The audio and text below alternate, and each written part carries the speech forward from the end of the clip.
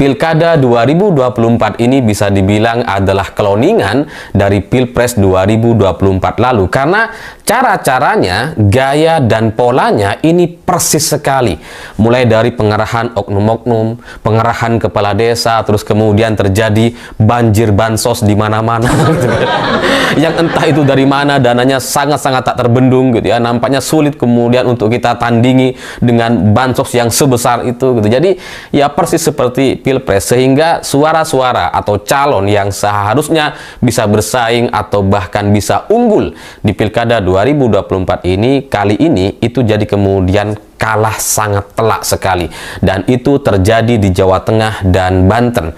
Calon dari PDI Perjuangan yakni Andika Perkasa dan Hendy, terus kemudian Airin di Banten yang sebelumnya cukup unggul di berbagai lembaga survei, kali ini itu bisa kalah sangat-sangat telak sekali, dan ini ya sangat mengejutkan kalau kita berkaca kepada suara masyarakat di lapangan gitu. Tapi kalau melihat bagaimana pola-pola seperti Pilpres 2024 lalu, ya ini yang kedua kalinya gitu ya.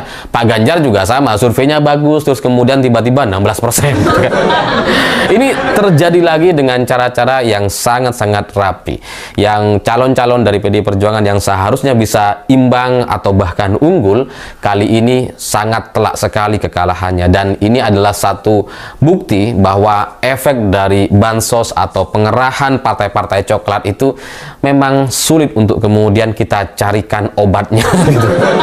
Udah nggak ada obatnya kayaknya kalau soal masalah pengerahan partai coklat dan bansos tadi. Tapi yang menarik dari Pilkada 2024 ini ada satu wilayah yang secara suara ini sangat-sangat sesuai sekali dengan survei terakhir, yakni di Pilkada DKI Jakarta. Karena suara Pramono dan Rano Karno unggul hari ini dengan kemungkinan bisa menang di atas 50% atau membuat Pilgub Jakarta ini cukup dengan satu putaran. Karena di beberapa lembaga survei hari ini Pramono dan Rano Karno unggul cukup jelas gitu ya, seperti hampir sekali mendekati 50%, ada selisih 0,3-0,4% gitu ya, bahkan di beberapa lembaga survei sudah di atas 50%. Tapi ya kita lihat nanti ini apakah akan membuat Pilgub Jakarta ini satu putaran atau dipaksa dua putaran. Tapi kalau melihat bagaimana Pilkada 2024 yang terjadi di Banten dan Jawa Tengah,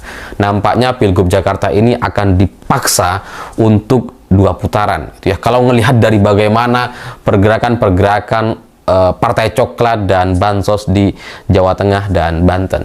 Tapi ya tetap saja itu masih soal nanti. Hari ini dengan data yang sudah ada yang kemudian mengunggulkan Pramono dan Rano Karno hampir 50% atau di atas, di ambang 50%, bagi saya ini sudah cukup untuk kemudian memberikan satu pelajaran kepada Pak Jokowi dan partai coklatnya bahwa masyarakat Jakarta hari ini memberikan perlawanan gitu. Jadi yang sebelumnya kan Pak Jokowi sangat yakin gitu ya, sangat pede sekali ini bisa 58%.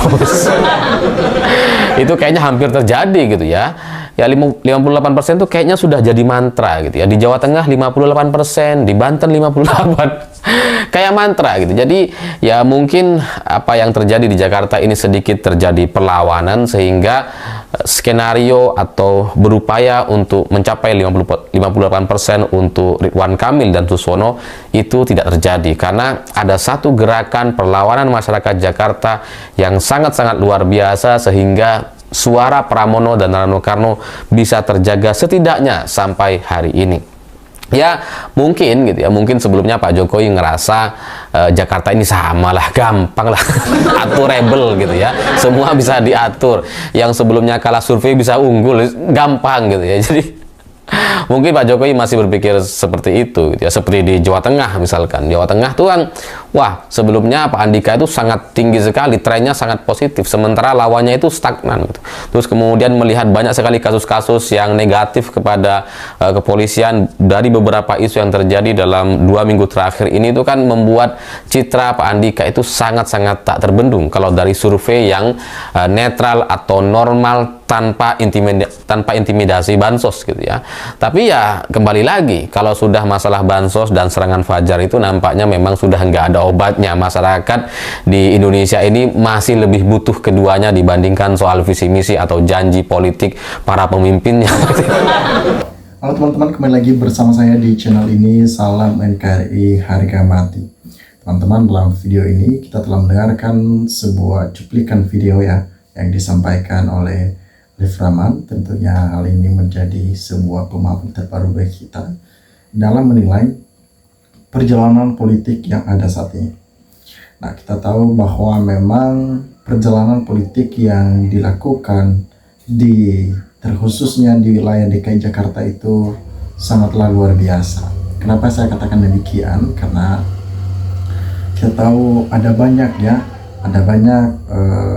politikus-politikus senior yang memang bergerak untuk memenangkan Ridwan Kamil, itu juga calon-calon yang lain. Ternyata Mas Pram dan beserta wakilnya yang mendapatkan suara terbanyak.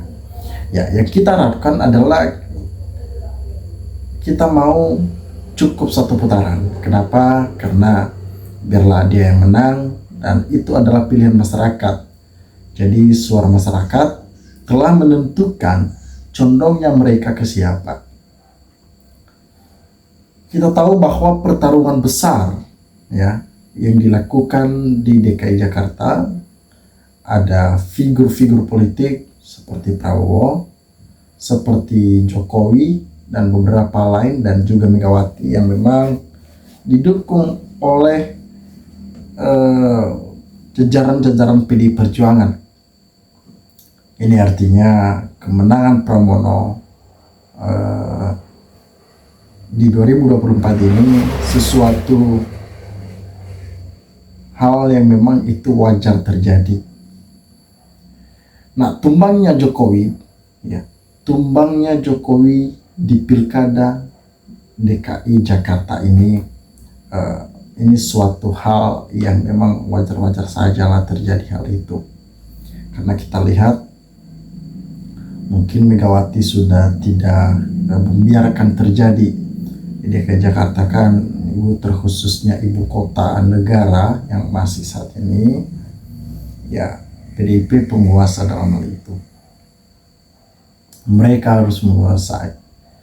Nah, teman-teman, ada banyak hal yang mestinya kita rundingkan. Kita harus patut untuk bersyukur. Kenapa? Karena kita tahu di DKI Jakarta ada banyak dinamika-dinamika di dalamnya, problem-problem di dalamnya, dan kita mau Mas Pram dapat menyelesaikan hal itu dan masyarakat senang atas kepemimpinan mereka. Sebelumnya kita tahu bahwa kedatangan Ridwan Kamil ya, di DKI Jakarta itu karena dorongan-dorongan dari seorang Jokowi, seorang Prabowo yang memberikan dorongan besar terhadap beliau. Sebelumnya beliau dari Jawa Barat ataupun Bandung, yang beliau juga seorang gubernur di sana di tahun sebelumnya. Ketika adanya negosiasi yang begitu luar biasa yang dilakukan para pihak-pihak terkait untuk mendukung Ridwan Kamil munculnya di DKI Jakarta, itu membuat kita kaget ya, luar biasa ya. Ini jantannya Ridwan Kamil masuk di daerah orang lain, sementara Mas Pram itu daerah mereka lah, DKI Jakarta. Apa yang harus kita jadikan suatu pelajaran dalam hal ini? Bagaimana kita melihat orang-orang yang memang benar-benar serius memimpin. Ketika kita menonton debat mereka di beberapa minggu lalu, sangatlah luar biasa ya. Kita lihat orang-orang yang dapat menjawab dengan baik, memberikan wawasan-wawasan yang baik, tegas, lugas, dan mudah untuk dipahami oleh masyarakat. Teman-teman, harapan kita di DKI Jakarta satu putaran, itu yang kita mau, supaya hasil dari perhitungan cepat ya untuk DKI Jakarta yang mendapatkan suara terbanyak yaitu Mas Pram, ya, mereka akan menang. Silakan berikan tanggapan teman-teman di dalam kolom komentar ini sehingga kita dapat bertukar pikiran antar satu dengan yang lain lewat kolom komentar ini. Terima kasih teman-teman. Lensa Netizen melaporkan.